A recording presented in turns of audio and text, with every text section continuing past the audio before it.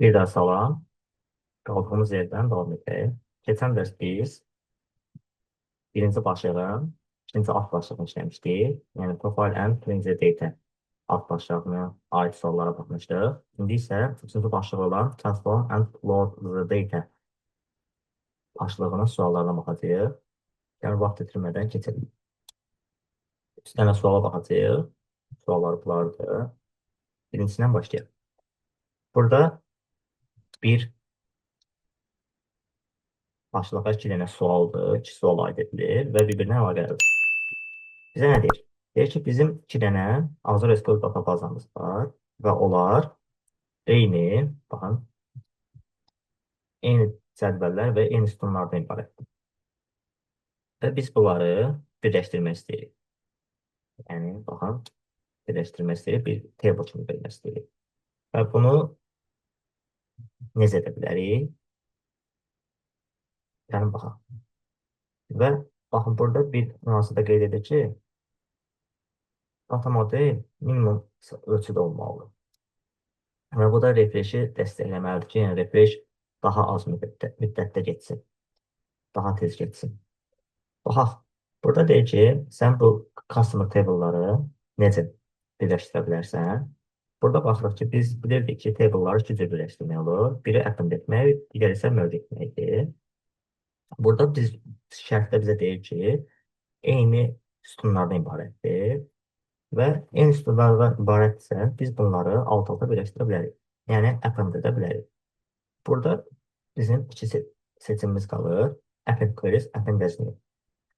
Bunu isə ikinci cavabdan aydınlaşdıra bilərik. Bizə nə deyir? Deyir ki, orijinal SQL querylərini neyini?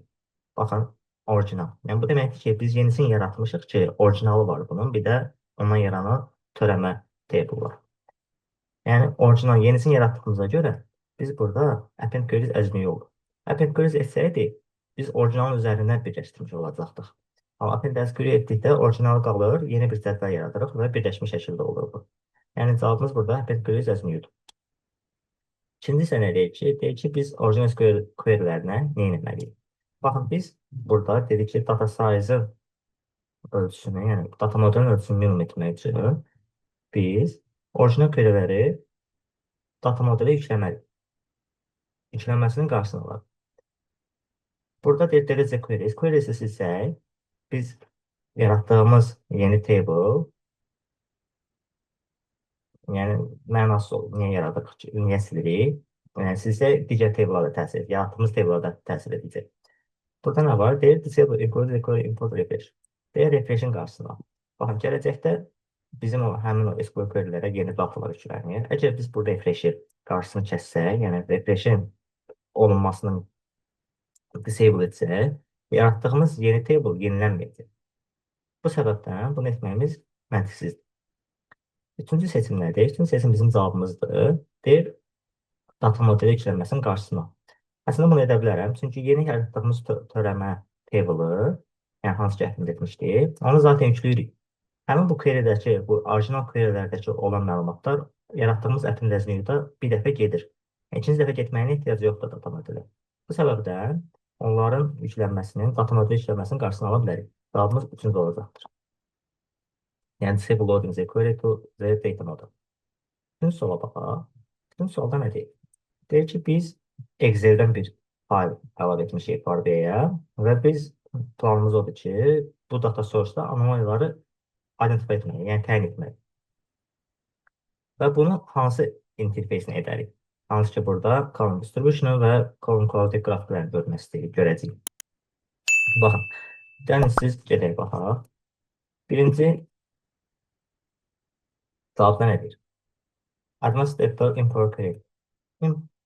Power Query editora gəlir, Advanced editora keçsəm, burada bizdən hansı dərvələr istəyirdi?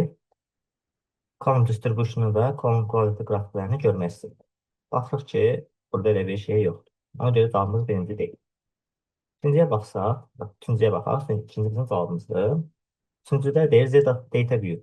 Data View bizim desktopda işləmək olur. Baxın bura. Table View, Data View eyni şeydir. Burada da column distribution'u görə bilmirik. Table'ların cədvəlləri görülür və Dördüncü modul view'dur. Modul view'da bu formaları modeli verir. Bizim cavabımız ikincidir. Yəni Power Query Editor. Yəni Power Query Editor basaq. Baxın, bura Power Query Editor'dır və View hissəsində burada həm Column Distribution, Column Profile, Column Config. Burada anomaliyaları biz identify, yəni təyin edə bilərik. Bu səbəbdən cavabımız Power Query Editor'dır. Növbəti videoda görüşək.